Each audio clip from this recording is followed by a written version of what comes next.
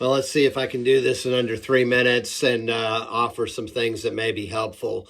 I am a huge believer in free speech.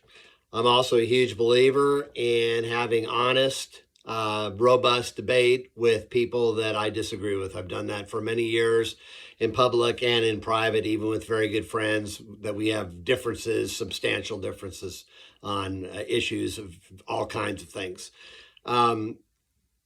I just listened to Tucker's rationale on Megyn Kelly of why he did the interview with Nick Fuentes. And a couple things that I'll just highlight. One is that Tucker mentions that he just wants to document what people think and not necessarily yell at them. And if you want to have your own talk show and yell at people, that's fine.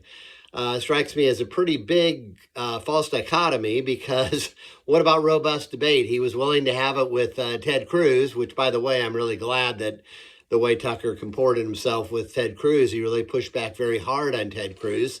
And some people would say he yelled at Ted Cruz. I wouldn't say that, but he certainly went back and forth with Ted Cruz, and they had a debate.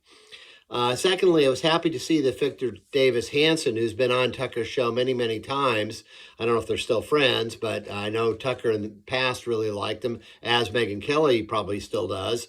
And I was happy to see that Victor Davis Hanson said that Tucker should not have just given a platform to Fuentes without pushing back on all these assertions that he was making.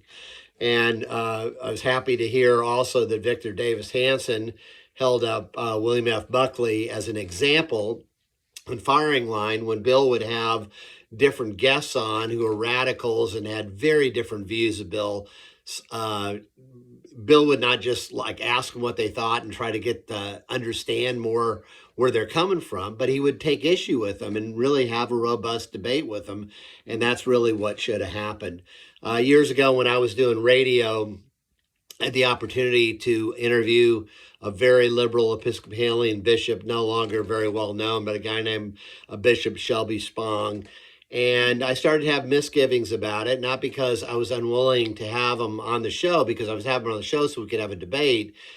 But knowing the way he kind of acted on TV, I thought, I think he's going to try to take over and really just make a menace of himself. So I uninvited him. So I think there are times to not have somebody.